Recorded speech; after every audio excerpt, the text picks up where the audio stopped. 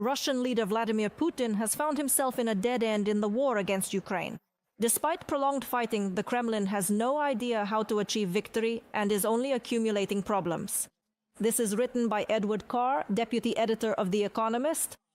He notes that if the war continues until June 2026, it will surpass the First World War in duration. Carr draws a historical parallel. The Allies were able to break through German positions. In 1918, just as today, Ukraine continues to resist, while Russia does not know how to gain the upper hand. In his opinion, a dictator who lacks a theory of victory inevitably accumulates risks. Petro Oleshchuk, political scientist and lecturer at Taras Shevchenko National University of Kyiv, is now live with us in the studio. Welcome, Mr. Petro. Thank you. So Putin has found himself at a dead end in the war against Ukraine. The fighting continues. He doesn't know how to win, as analysts report in their article. But can he actually stop? Because he has to take into account both political and social risks. The entire army that's now fighting at the front could return and potentially overthrow Putin himself. I think he himself is convinced that in the end he will defeat everyone. He regularly receives such reports. He's used to ignoring the state of the economy because he believes it's unimportant compared to the global goals he's pursuing. I am more than certain that he regularly receives information from his, let's say, ministers, and generally from people who have contact with him about certain problems in the economy. That it would be better to wrap up this war, but most likely he doesn't listen to anyone because he has become completely convinced that he must achieve victory, that this is some kind of decisive, extremely important, significant war, and so on. At the same time, again, I think that right now there are many directions in which the timing is being determined. Still, perhaps Putin's position will change depending on certain objective circumstances that even he will not be able to ignore. What do I mean by that? Well, of course, it's the sanctions.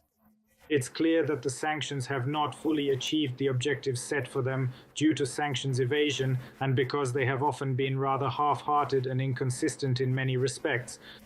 But in my opinion, their impact is less significant.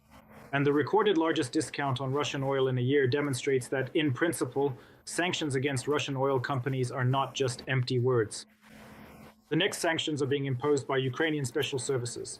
In particular, today's latest operation carried out by the SBU, the GUR, and other relevant agencies. I mean the attack on the port in Novorossiysk. This is a very telling story, which, by the way, has already had an impact even on the global oil market. Prices have risen there, and many see this as a risk for Ukraine. But if prices rise not because of Russian oil, then frankly, we don't care. It's clear to us that in the near future, Russia won't be able to use this terminal to export oil. And this is one example of the kind of sanctions that Ukraine is directly imposing with its drones and with other appropriate means. And this also works in a certain way. So one way or another, sooner or later, even the Russian dictator obsessed with the war against Ukraine will be forced to admit that something needs to be done about this because the risks to his regime will continue to grow. I agree that he probably sees ending the war as a risk to his regime, especially in the context of soldiers returning home and in general, that this mobilization of society will immediately disappear. But on the other hand, continuing the war will also carry certain risks.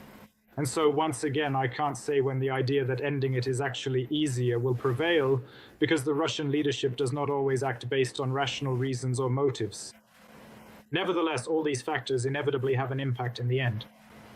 Mr. Petro, we have just a minute left to talk. What domestic political scenarios are possible for Russia if the war drags on? Well, again, it's quite difficult to predict Russian politics because it is closed off and non-public. It's clear that Putin's paranoia, which is widely discussed, did not arise out of nowhere. After all, we can recall the attempted Prigozhin mutiny. So I assume that his paranoia will continue to grow, and at the same time, the risks of a real coup will also increase because, in the end, all of this affects the pockets of specific individuals. The fact that Russians are dying there or that something is connected to this doesn't concern anyone in the Russian elite at all. But the fact that someone is directly touching their income, I think that will worry many of them one way or another. And again, even the Russian dictator won't be able to ignore this. But I repeat, he obviously tends to rely more on his own ideas about history or his own vision of history rather than on rational arguments. That's why it's quite difficult to predict. It's enough to recall that, for example, the entire American School of Criminology was unable to predict the collapse of the USSR. And this, in my opinion, is quite telling.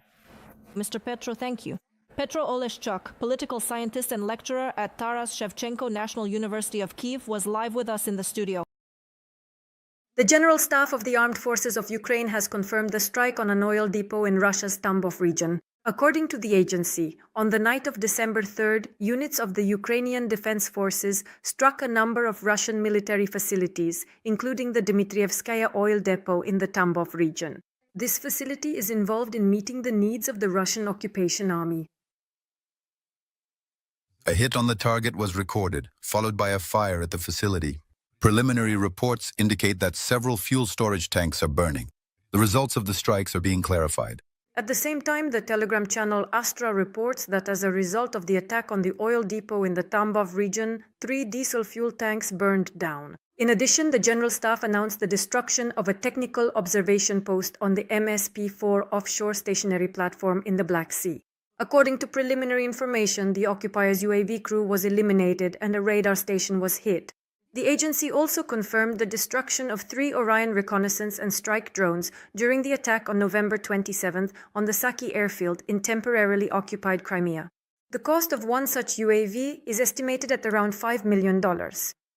It has also been confirmed that the Livny oil depot in Russia's Oriol region was hit, where 2 storage tanks caught fire after a drone strike. Meanwhile, it became known that on the night of December 1st, an explosion occurred on a section of the Druzhba oil pipeline in Russia. This was reported by Union, citing a source in the main intelligence directorate. It is noted that the attack took place near the settlement of Kazinskie Viselki on the Taganrog-Lipetsk section of the oil pipeline. According to the agency's source, explosives with remote detonation were used. The fact of the explosion at the Druzhba pipeline was commented on by political strategist Boris Tizenghausen on his YouTube channel. According to him, this incident once again demonstrates the weakness of the Putin regime. He can't protect Russia, Putin can't protect himself, he can't even protect key facilities.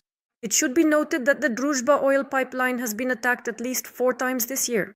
No vertical hierarchy. Putin was asked why he is bombing the homes of Russian-speaking Ukrainians. Geeta Mohan, a journalist from India Today, addressed Putin during an interview he gave on the eve of his visit to India. Russian dictator Vladimir Putin dodged a direct answer to the Indian journalist's question, in which he asked him to explain the Russian strikes on eastern Ukraine. I didn't understand the question. Shocked by what? The people I met were shocked that an operation was launched during which their homes were destroyed. They lived in eastern Ukraine. To this, Putin repeated the false propaganda claim that Russia was supposedly forced to help that part of Donbass which allegedly was not under Ukraine's control and which Ukraine was allegedly destroying. The answer is very simple. They lived in that part of Ukraine, in that part, let's say, of the same Luhansk or Donetsk region, which was under the control of the Kyiv authorities. But that part of the Luhansk or Donetsk region, which was not under their control, was being destroyed by the Kyiv regime. After such blatant lies, Putin added nonsense about how the Russian Federation supposedly gave people the opportunity to express themselves in an open referendum. He is referring to the fake, illegal referendums that Russia organized in 2014 during the beginning of the occupation of certain settlements in the Donetsk and Luhansk regions. The results of the fake referendum were not recognized by the Ukrainian authorities or the European Union. During his visit to India on December 4th and 5th, Putin intends to discuss international issues. The Kremlin noted that the parties will sign a number of intergovernmental and commercial documents.